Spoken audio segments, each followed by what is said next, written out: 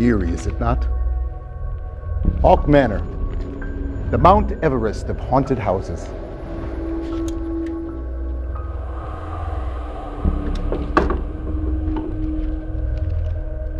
There are more spirits inhabiting these walls than anywhere else in the entire world. Some of them are friendly, some mischievous, while others, let's just say, some of them can do real harm. Oh, excuse me, I haven't introduced myself. My name is Sean Markway. I'm a paranormal investigator, a ghost hunter for short.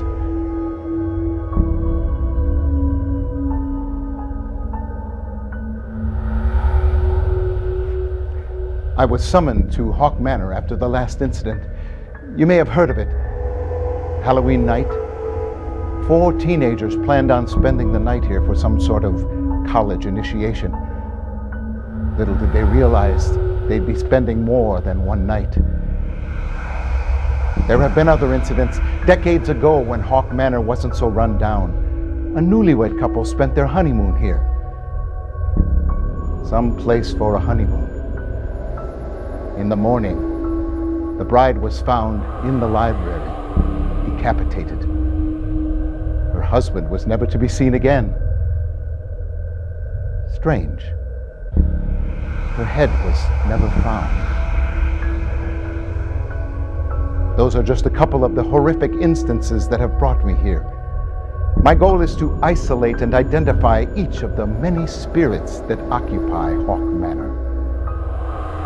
Perhaps even find a head or two.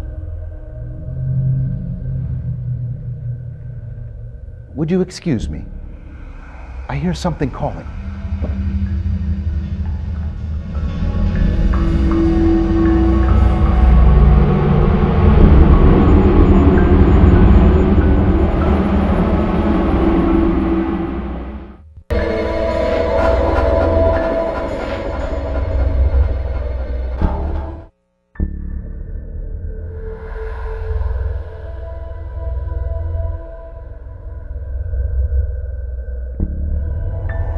Did you ever notice how nothing seems to move until you look away? Then you notice something out of the corner of your eye that wasn't there before. It's been happening to me all night.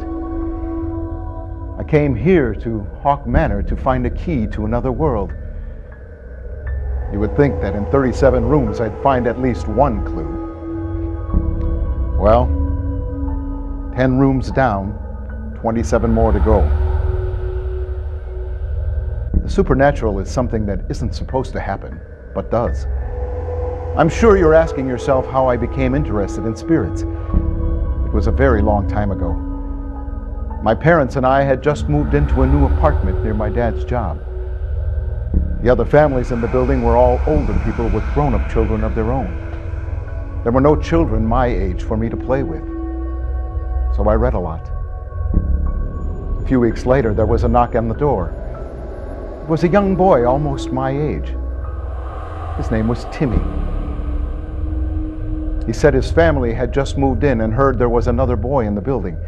We got along right away. We were interested in the same things. The only odd thing about him was that he had to leave at exactly 5:47 p.m. every day. When I asked him to stay for supper, he always said he'd get a whipping if he was ever any later than 5:47. My days were filled with fun and laughter, till one day Timmy didn't come. No word, no phone call. I became worried. Timmy had often talked about his father's beatings, and I decided to go to his apartment, number 13. I rang the doorbell. Nothing. I rang again and heard rustling inside. The door slowly opened and an old woman peered out. Timmy's mother, I thought, though she looked very old. "I'm Sean," I said, "from downstairs. Can Timmy come out and play?" Her face contorted and turned as white as a ghost. After what seemed like an eternity, she finally got the courage and whispered, "Timmy's dead. His father beat him to death 30 years ago." She looked at her watch, then back to me.